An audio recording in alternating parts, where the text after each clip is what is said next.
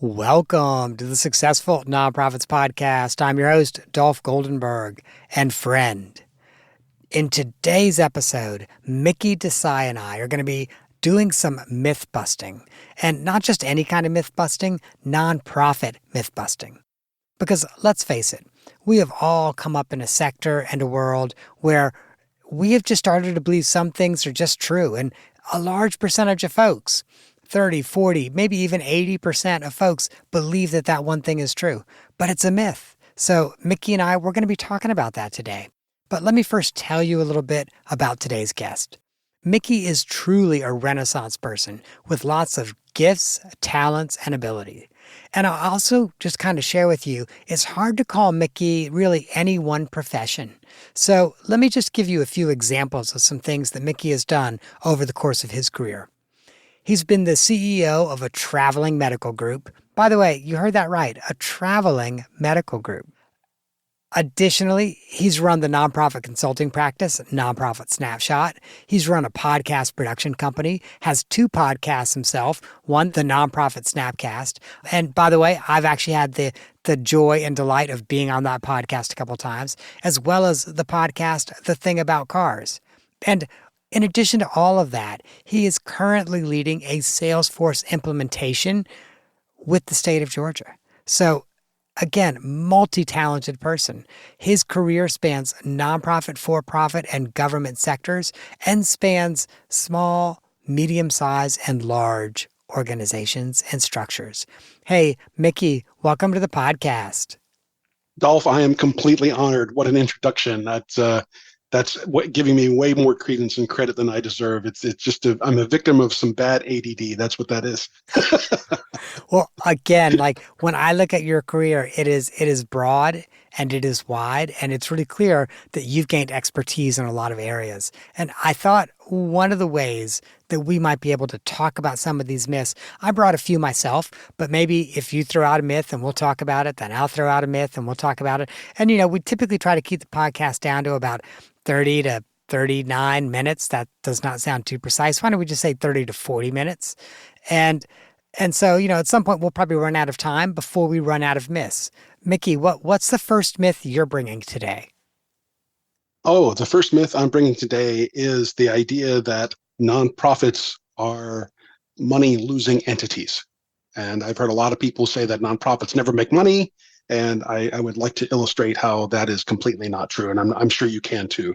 But I think that's the broadest, most basic one I think I would bring to the table first. I agree with you. And I always enjoy watching board members' eyes grow large when they say, oh, well, we can't make a profit. And my response is, you might not be able to make a profit, but you could have a surplus. And there's no difference between surplus and profit except the word in accounting. That's right. It's the 990 that makes the difference, and it's how you spend the money at the end of the year or roll it into some sort of function for the next year. But that's absolutely right. There's nothing that says that a nonprofit can't make money. I would even say that the opposite of that myth is really what's best, which is every nonprofit should be planning some kind of surplus every year. And when I say some kind of surplus, Mickey, I hate to see those budgets that boards approve. And for example, it will show a $13 surplus. What? A $13 surplus on even a $250,000 budget. I'm sorry, that's not a surplus. One thing goes wrong, you're going to spend that extra $13 and then some. That's right. You're finished. I'm reminded of some words that my friend Dave Pauly has said, which is nonprofit is not a business model. It is merely a tax status. It's funny. The first executive director I ever worked for, Gary Miller, used to say that.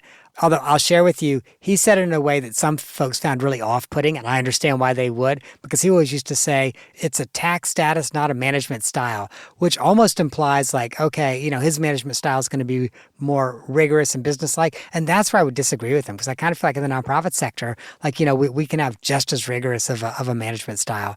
But so I'll share with you one of the myths that I'd love to bring to the table. And I hear this again and again, and it's related to a third myth, but it drives me up the wall. And that's when I hear boards or even executive directors say, we can't really compete on pay. We just offer a little better benefits and more time off. Yeah. Yeah, like okay, so you can't compete on pay. You want the best possible people, but you're not going to compete on pay. And how you're going to make up for that is give someone a couple extra weeks and maybe Right. pay 100% of their health insurance instead of asking them to pay $100 every pay period toward their health insurance. That just honestly kind of feels bogus.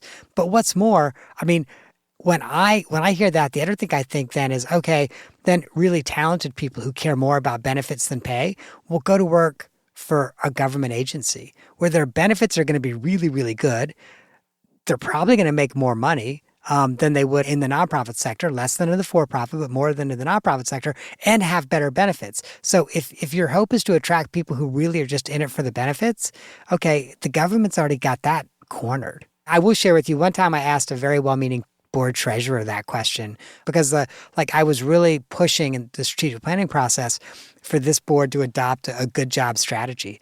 And eventually the board treasurer in a conversation, a one-on-one conversation, looks at me and says, Dolph, we can't be in the top 10% of everything. We can't be in the top 10% of pay and the 10% of top 10% of benefits.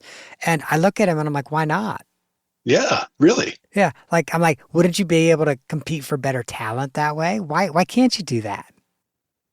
I mean, I think people are also failing to look at the larger nonprofits. The big boys absolutely don't have this problem. They don't say these things. They are just as competitive as, their colleagues in the corporate sector. But if you start to look to the medium and small size nonprofits, those guys might struggle some more for their funding. But the research shows that even though they are struggling to do that funding, there is some evidence to suggest that their bang for the buck actually goes a whole lot farther than the big boys do because, well, for a number of different reasons. But, in terms of having an impact on humanity in some way, there's more than a little research that says that medium-sized nonprofits and small nonprofits are better performers than their larger counterparts. Yeah. I'm really glad you also brought up, hey, even when you compare it to larger nonprofits, I often will say to executive directors who are looking for a good development director, maybe they're like $1 million organization. And I'll say to the executive director, your competition for that development director, it's not the other $1 million organizations. It's the university that's closest to you because they're going to pay that development director 100,000 plus a year to be a major guest officer. Yep. Yep, that's right. So that's the measure of competition for sure. And whether or not, that person is really going to be a huge performer for more money or not. I mean, there's sort of a reason why healthcare and education are at the top of the pay scale for what they pay their development officers. Um, Yeah, absolutely. So what's the next myth you're bringing to us? oh my goodness, there are many to choose from, but the next one I'm going to throw on the table is that volunteers are free. That is absolutely a myth. The cost of getting and retaining volunteers is not zero. There is a cost associated with that, even if a volunteer brings their time and their talents to the table, sometimes even their treasures. Recruiting a volunteer, communicating with them, retaining them, tracking them within some sort of donor management or customer management system as you should be. All of those have an operational cost. Yeah. So, quick question for you.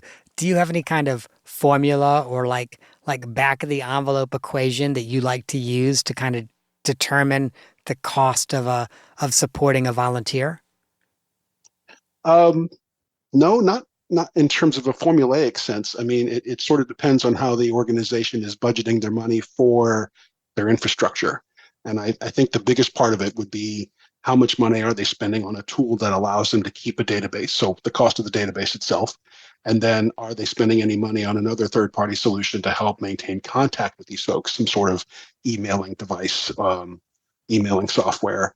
I would think those are the two biggest pieces, not to mention a volunteer manager or volunteer coordinator of some sort. That is definitely a cost center with regard to volunteers and the programs that they design. Sometimes the programs that person design also have a little bit of associated expense. But in terms of an actual formula, no, I don't think so. Yeah. I can hear some friends who are listening who might be thinking, well, we don't have a volunteer manager. And in that case, okay, it's some fraction of every staff member who has to supervise a volunteer. Exactly. Yeah. That's Yeah. exactly right. And it's interesting because I do hear that again and again. But the other issue, and let me say, I love volunteers. I love volunteers. But the other issue I think sometimes organizations run into with volunteers is quality control too. Mm-hmm. So unless you've really invested in the systems that ensure everyone is trained the same and they have strong oversight, so the service they're delivering is being done really well and consistent across volunteers, it can be really tough to go to a volunteer and say, you're not doing what we expect of you. Exactly. Not to mention two pieces, which I think we're forgetting, which is volunteer training and then volunteer recognition. Which is volunteer recognition, I think goes a little bit farther than just mentioning someone in a newsletter. You have to steward your relationship with volunteers just as much as you would steward your relationship with any donors. And that means finding ways to reach out and say, hello, how are you? And thank you. There's costs associated with all of that. Yeah, yeah. So the next myth I want to bring, Mickey, I heard it in 2020 and 2021. I heard it again in 2022 across the board from lots of organizations, and I'm hearing it again this year. But it's a fill in the blank myth. So the myth is we shouldn't ask for money during, then fill in the blank. So I heard we shouldn't ask for money during a pandemic. Then I heard we shouldn't ask for money during a recession. And this year, what I keep hearing again and again is, well, everyone I know is giving to one of the presidential races. We shouldn't be asking for any money until after the second Tuesday in November. My response to that is you should be sending out an email right now that says, stop lining their coffers. Help us, achieve our mission goals instead. well, and it's funny, like I'm right there with you. And that would actually be an awesome, awesome email to send out. Although I know not everyone would take it in the spirit in which it's meant, but I'll share with you, it's interesting, like after the pandemic, because again, I heard that across the board during the pandemic. Lots of organizations, oh, well, our fundraising's not doing as well because we just can't ask people for money. And then the recession hit shortly after that. And what I started to say to those organizations who were then saying, oh, it's a recession, was I said, during the pandemic, some organizations actually did a lot better in terms of fundraising and some did a lot worse. Those who continued to ask got even more money. And those who were afraid to ask suddenly had to lay off people once their payroll protection program money ran out.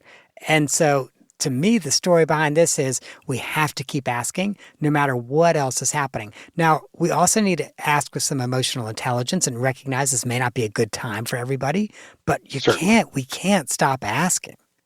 Right. No, it's like I tell the boards that I get to work with, the reason Red Cross or March of Dimes or even your church, the reason they get your last dime to give is because they ask for it. And they have their own language, they have their own vocabulary. Like you say, they apply their own emotional messaging to their ask, but they still ask. Yeah. So yeah. The other thing that I also often say is we should tear a page from the book of all of the political fundraisers that were, and when I say fundraisers, I don't mean events, I mean the individuals and companies that are fundraising for campaigns that, right now, most of us, our emails are inundated. Can you chip in $3 right now? Our text messages, we're flooded with these text messages. There's a deadline for the Federal Election Commission, and we need you to make a $10 gift today because it'll put us over the top.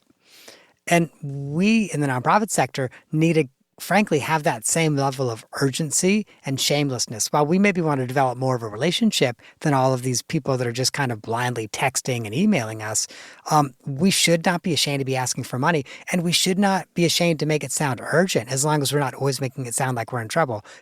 Hey, the end of our fiscal year is in, 1 month or 3 days or whatever. We want to end strong. So we have enough money in the bank to invest in new programming next year. Can you chip in $10 right now? Like, come on, let's do the same stuff.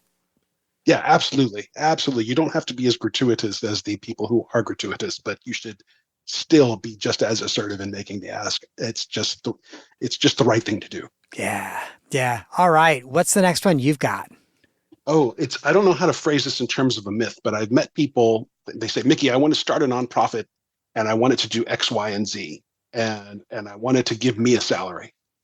To which I say to them, well, are you going to be on the board or are you going to be the executive director? Because if you're going to be on the board, you can't derive a salary. And if you're going to be the executive director, you don't really have creative control over the entity. And they look at me funny whenever I say that. So somewhere in there is the myth that you can start a nonprofit and can and be the founder and drive the whole thing without regard to what your board has to say.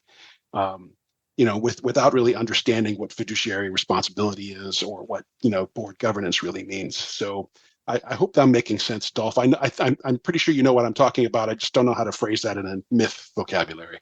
I do, and I'll share with you. I had this conversation with a member of my immediate family who had a business and came to me and said, "Dolph, I'm thinking about turning my business into a nonprofit."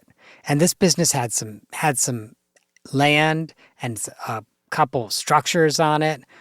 And I said, "Tell me more about this." And as the story was told to me, "Oh, well, I'll go get a board, and that way my business can also fundraise and it'll pay my salary." And I had to say, "Well, if you turn this into a nonprofit and you put the land and these buildings in the name of the nonprofit, you don't own them anymore. And if the board decides to fire you tomorrow, you're going to leave that land." Yeah, yeah, that's right. The huge misconception amongst folks about what nonprofit and corporation means. So I guess the question is, who owns the nonprofit? The obvious answer, obviously, is the community. Yes, I agree with you, the community. But to me, that also means the board on behalf of the community, because, only the board can make decision. Like, thankfully, our communities don't gather once every 2 years and vote on what we're going to do. I hate to sound that way. Like, then suddenly we'd all be like, people in Congress, where every 2 years we're like, oh my gosh, I have to go door to door and get everyone to vote yes on exactly what I want to do. One of the other ones, and this relates to the first one I brought up, I hear it all the time. We can't compete with for-profit companies. Absolutely a myth. Horrible thing to say to your employees. Yeah. And not just that. Wait a minute. We can't compete with for-profit companies. We don't pay taxes. For-profit companies pay taxes. We can get people to give us the cost of capital. So if we need to build a building, we could raise all the money or maybe just only half the money and then borrow the other half. A for-profit is either going to have to sink money in and expect a immediate return on their investment, or it's going to have to go borrow money and pay interest on it. Well, we've already discussed volunteers are not free. People will come and work for us as a volunteer without getting compensated for it. There aren't that many for-profit businesses. The greeters at Walmart are not people who are volunteering. They're getting paid. That's exactly right. But what then do you say to an employee who wants to work for a nonprofit as sort of a self-sacrificial mode? Because I've met people who are very invested in causes and they don't mind that their corporate counterparts are making more money. They just love protecting the environment. Yeah. So there's a couple things that I say about that. First, honesty is an equity piece. Okay, so if you're in a place where you could afford not to make nearly as much money, that's great. Most people are not in that place. And we want this organization to be sustainable after you're no longer in the position, because we want to be able to get good talent in the position then too.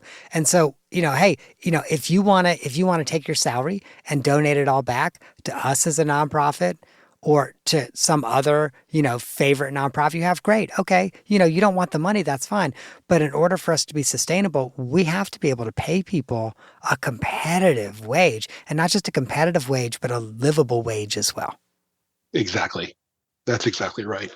I don't shy away from the term competitive wage. I'm hoping other people don't, because it is what it is. If you want to move your mission forward, it makes sense to invest in your staff so that they can do their job effectively and you don't lose them after a while, right? And you keep your intellectual capital at the table. Yeah. And Mickey, I agree with you. I think we have to be competitive. The reason I also always say livable is there are some positions in the nonprofit sector where perhaps people are getting paid competitively, but the competitive pay in the for-profit sector is so low that it's not livable. And so a good example, childcare organizations.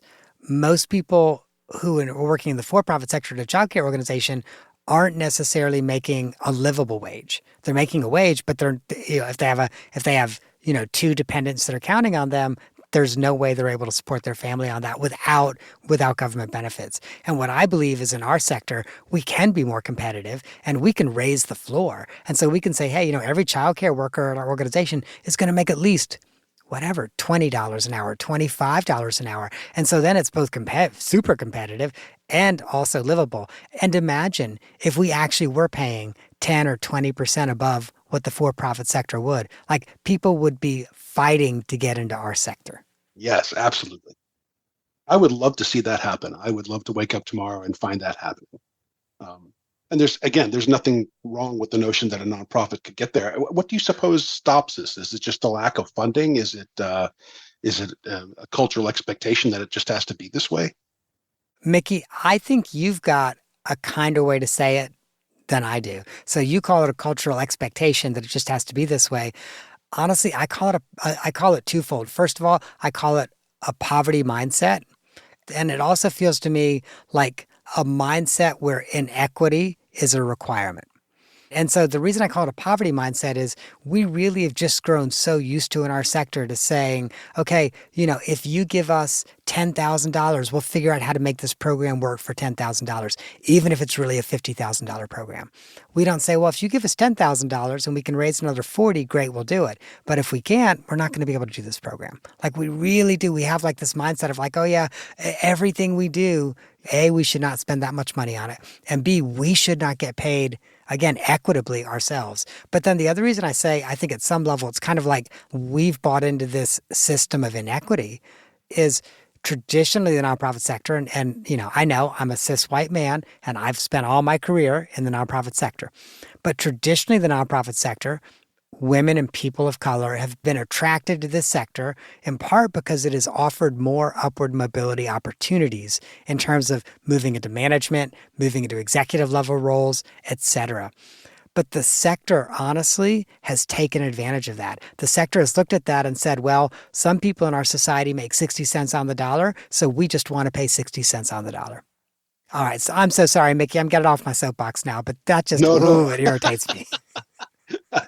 No, I think that busting myths leads to a certain amount of ranting, and I think that's okay too. But I've only got two more on my list. Okay. How many have you got?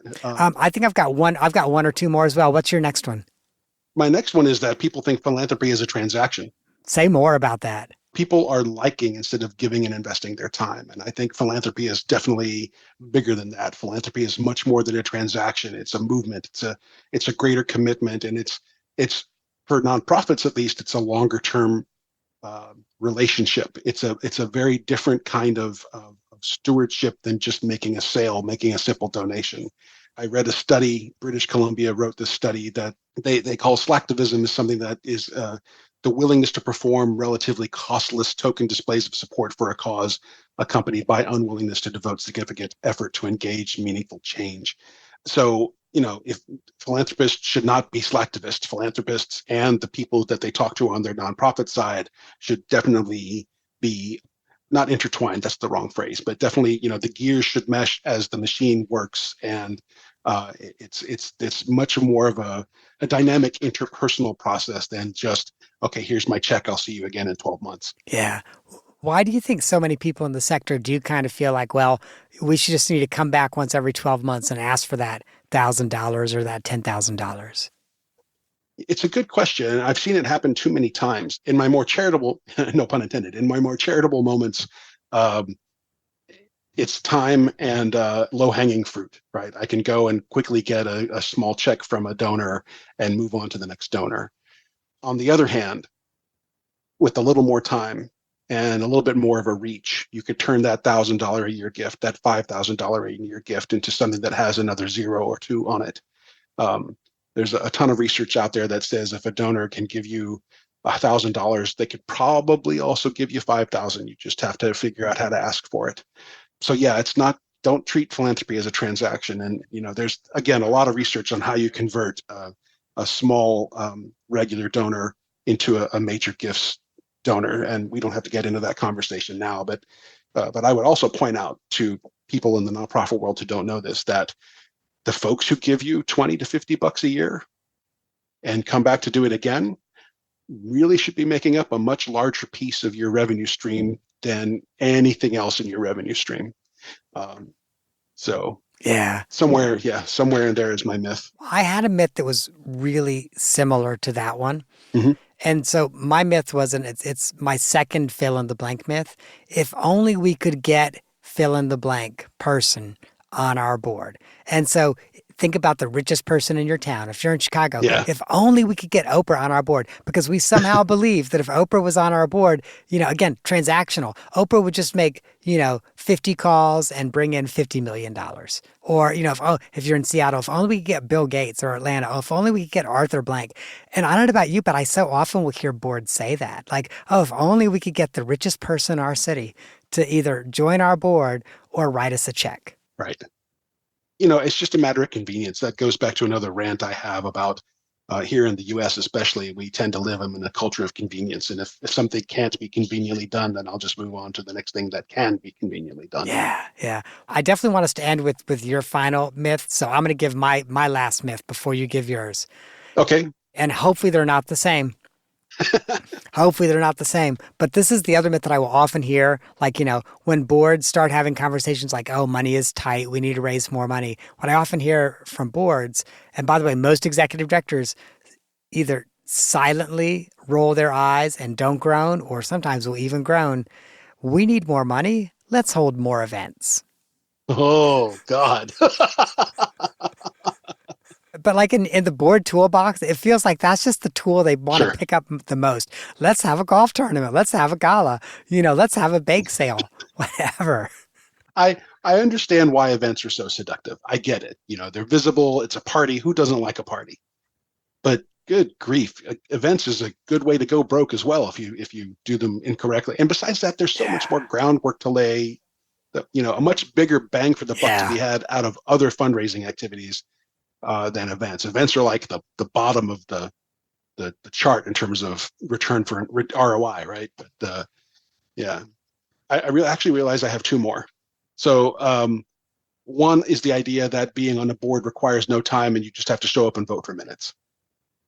And I've talked to people about that. And when I do board training, I tell folks, if you're going to be on the board, then the expectation is that you treat it like a part-time job at the least.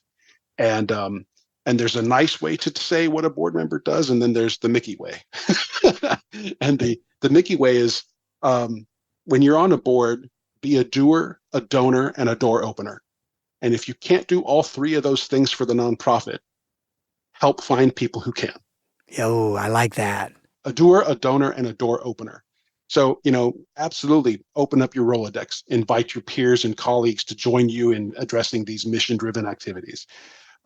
Be a donor. Some nonprofits are not eligible for grants unless everybody on their board has given something, some personally meaningful gift. And they will ask you, has 100% of your board contributed something to your bottom line this year? And if the answer is no, you don't get the grants. So every board member should be writing a check to their chosen nonprofit, which is why I tell people that you should only serve one board at a time. But that's a different story. And here's the crass thing. The doer, donor, door opener piece isn't even crass. The crass part that I say to folks is, as a board member, if you write that check without thinking about it, it's not big enough. Your board service should make this philanthropic concern your biggest philanthropic concern of the year. And so you should put some thought into that check. Don't write $1,000 check if it can be $1,200. Don't write $1,200 if it can be $5,000. Play the philanthropic game meaningfully with your heart and, unfortunately, with your wallet, because that's what drives mission activities forward. So doer, donor, open. Yeah. Mm-hmm. So I want to ask you a question about it, but before that, I have to share something with you. Mickey, you might not know this. You just raised some money for an organization that I'm on the board of. What? Really? Because, yeah. Because, and I'll share with you, I was a monthly donor to the organization before they asked me to join the board. I upped my monthly donation once I joined the board, but I have to admit, I didn't think long and hard about it. And I'm giving over the numbers you named, but it's not something that I really thought like, oh, so now I'm like, oh, bloody hell. I need to have a conversation with my husband, Frank. And clearly I am not giving enough. So you've just unintentionally raised more money for a very good cause, Advocates for Trans Equality. Hey. Thank you so much. Thank you so much for helping to do that. I'm glad to do it.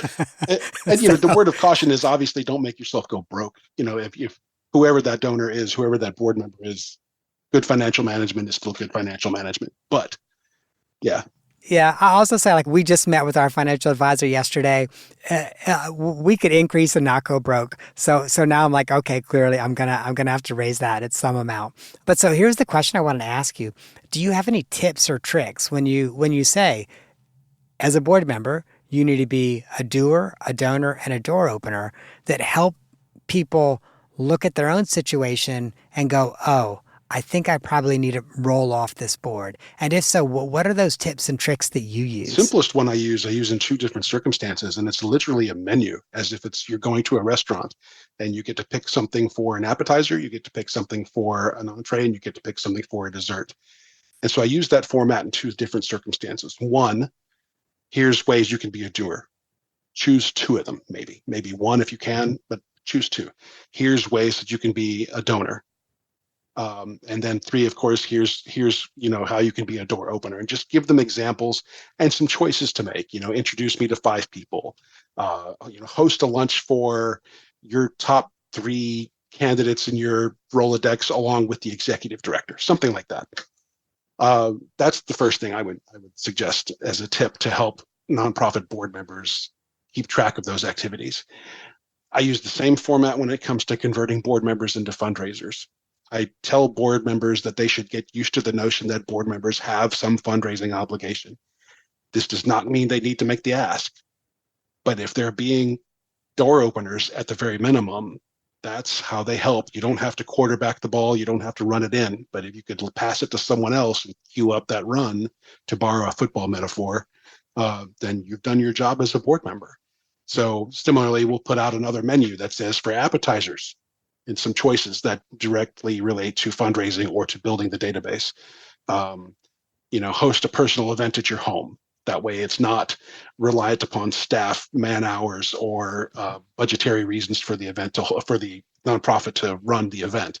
It comes out of your pocket. It's your wine tasting party. You're doing it, and you just happen to invite the board member, your other board members, your friends, your colleagues, and some of your staff. But it's happening at your house. So do something like that. When I was first getting into board service many years ago, the first board I did an event for, I literally washed cars in my driveway. And I told my neighbors, I'm like, look, up front, I'm serving this board. I'll wash your car as a fundraiser. I'm not even going to tell you how much to pay me. Just make a donation.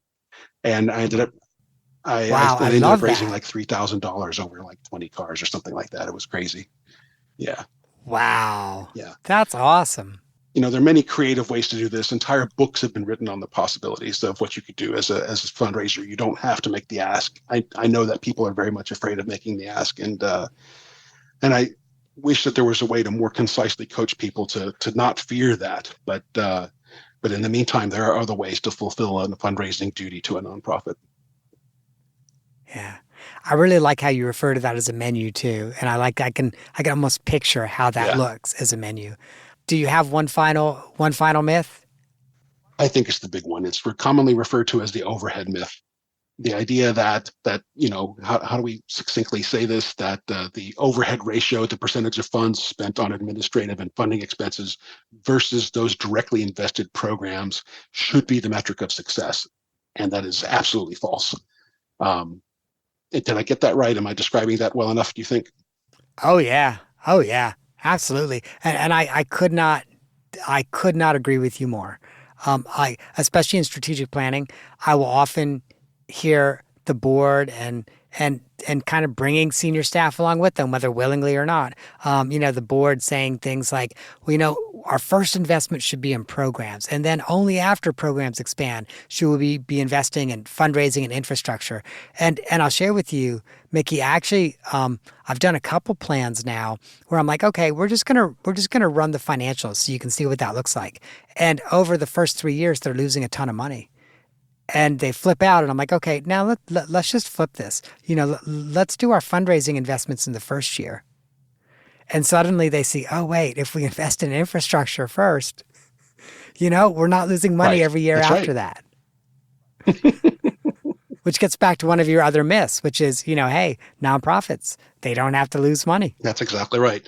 Nonprofit is not a business model. It's merely a tax status. Well, Mickey, I have to share with you, this has been such a fun one. I rarely have someone on where we just kick around something like Miss. This one's been a ton of fun for me. Thank you.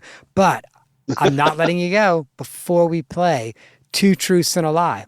So if you would please share 3 facts about yourself, and then I will guess which one is not true. In no particular order, Mickey sang a cappella, or more specifically, sang bass in an a cappella group. Mickey made someone cry while judging a science fair. Or Mickey hung out with R2D2, C3PO, and Chewbacca in one evening. I could see all 3 of those, by the way, to be true. Um, so I am going to guess that you have been to Yes. Dragon Con and you have hung out Yeah. with all 3 of those in one evening. So I'm going to guess that one's true. So now I've got a 50-50 chance. Either you made someone cry or you know the boots and kitten trick to acapella. And this one's really tough because honestly, I could see either of those, but I would like to believe that you would not make someone cry, even if it was unintentional. I would like, and by your face, I can see I might be about to get this wrong, but I would like to believe that even unintentionally, you would not make someone cry. And if you did, I hope it was like a high school science fair, not like a, 3rd grade science fair. But so I'm going to guess the making someone cry is the lie. Is that your final answer? That's my final answer. You're absolutely right. I have judged science fairs, but I've made students sweat. Some more unwittingly than others, but you're correct. I've never actually made one burst out into tears. So So I have a yes. couple more questions for you. You've Mhm. judged science fairs. How do you become a judge in a science fair? I'm not really sure how I got into it. I think I had a friend who said, "Mickey, we're doing this, and can you come?" And they knew I was into science. My original academic background was in some of the more natural sciences, and so that's how I got in. Otherwise, later I just called the school systems and said, "Hey, I'm moving to a different county, and I have judged science fairs in the past. Could you use more judges?" And invariably, they say yes. Um, so that's how I got into it, and it's a great way to get out, do something different for a day or two, meet students who are, doing something different with their own science fair processes. And, sure, some of them are really lacking, but it is what it is. You try to encourage students to really think in terms of the scientific method and an empirical inquiry of some design, and it's fun. It's fun. So I will admit all of my science fair projects fell on the lacking category. Like judges never spent very much time at my booth. They're like, okay, I see this. I'm going to go over. They're doing something cool over Which there. is good. That's good. I mean, I've had students, I shouldn't say this. This is a terrible indictment of some of our students here, but I've had really great exhibitions that I've looked at, and the kids really knew what they were doing, how they were measuring, how were they, more importantly, how they were controlling for certain variables. But I've met kids who were clearly just doing it because their parents said, "This is what you're going to do," or "This is, let's do this." And the one that came close, she wasn't crying, but I could see the gears were starting to shatter in her mind. You could tell that everything she was saying was scripted, presumably by a parent. And she said, "I'm doing this in order to think outside the box and blah, blah, blah." And she kept on going back to this phrase, "think outside the box," to which I finally said, "What box?" She did not know how to answer that question. She just sat there and went, and I could see the lights in her brain start to flicker a little bit. And I said, look, don't think about it too hard. I just, yeah, it's like, stop the Oh, script. Just talk to me. Just talk to me like I'm a person. Um, and that seemed to help a little bit. But it's fun. It's a great way to interact with a different population, for me at least, for a different population. so I also have to know about your a cappella group. Yeah. I was in college and I was looking for a musical outlet. The college had its own music school, and there was no way I could compete with the students who were actually enrolled in the music school to, play a part in any of their ensembles. But this amateur a cappella group just posted a sign, and I went, and it was a load of fun. It was a great way to just meet tons of people. We performed for dorms, we performed at sporting events. It was a men's a cappella group, and I had no idea what I was going to experience, but it was just loads of fun. So all I know about how to make your voice sound like an instrument is Boots and Kittens. Did you learn about Boots and Boots Kittens and when cats. you were learning a No, cappella? Oh, I'm sorry, Boots and Cats. My bad. Sorry, Boots and Kittens. kittens are See, more fun. I did not even learn it correctly. Kittens are more fun. That's it. But no, we didn't do any of the. We was all pure old school. Like the most modern, one of the most modern songs we did was the theme from the Golden Girls, and Oh, that is old and an school. Eagles song, Seven Bridges Road, which I think to this day is my favorite of the songs that we sang. But it was a great way to meet. I'm not gonna lie, it was a great way to meet girls. I could see that. I thought that I could 100% see. So you mentioned Golden Girls. This is really tangential. Then I promise you, friends, we'll close this out. This is really tangential. I went to high school in the 1980s, so Golden Girls was on TV when I was in the 1980s. I also grew up at a time when most households, including ours, only had one TV, and whatever your parents watched, that's what you watched. So I grew up watching the Golden Girls. I remember thinking, this show is not that great of a show. I am now the age of the youngest Golden Girl. And we're now in season 2. We just started watching it this year. I laugh out loud. I laugh out loud. It is amazing how much more relatable it is to me in my 50s than it was to me when I was 15. Absolutely. And I watch shows like that, and I sort of simultaneously mourn them because I don't think they're going to make stuff like that again. I don't know if you can. You don't see very many shows that just have a great cast and primarily they perform in one room. Yeah, Yeah. The other thing I'm amazed by, Betty White, like who knew back in 1980, whatever, 85, 86, she still had 40 plus years of acting yeah, left in her. I mean, what I often we'll be watching and I'll just think, wow, this was not her right. swan song. She had lots of swan songs Yeah, after this. yeah, absolutely. Well, Mickey, thank you so much for coming on. And it's always important, friends, that you know how to get a hold of our guest today. And as you can tell in our myth busting session, Mickey Desai is an expert in the nonprofit sector. So he is someone you want to know and you want to get a hold of. So first of all, you can go to his website, nonprofitsnapshot.org. And at that website, you can find out more about the work that he is doing that can actually help you get a snapshot of your organization before those big meetings. Also, as I've mentioned, Mickey's got a podcast, nonprofitsnapcast.org. Make sure you check that out. And finally, Mickey has a second podcast that I'm just remiss if I don't tell you about. So Mickey's got a talk show style podcast about cars, and it is called The Thing About Cars. In fact, when I went up to it, I love the fact when I went up to it. Goodness gracious. When I went to that website, I'm sorry, that just did make me sound like one of the Golden Girls. When I went up to it, when I went to is The Thing About Cars website, I love that the current story right now is, hey, rented a BMW and I'm going to give you the review of this BMW. So it is absolutely a blog and a podcast that's going to make it into my rotation. Hey, Mickey, thank you so much for coming on. Dolph, this has been an absolute joy. I agree with you. It's been great just to kick these topics around and just conversationally do these mini rants around some of this stuff. Thank you for having me on, your guest. I hope we could do this again sometime. Absolutely. Thank you. And friends, if you liked this episode, I always want to leave you with 2 more. So first of all, check out episode 297, Volunteer Fundraisers Unleashed with Maura McDaniel. We talked about some myths around board fundraising. And if you recall that episode, Maura is someone who would never ask a person for a single penny, and over a 3-month period raised over $150,000.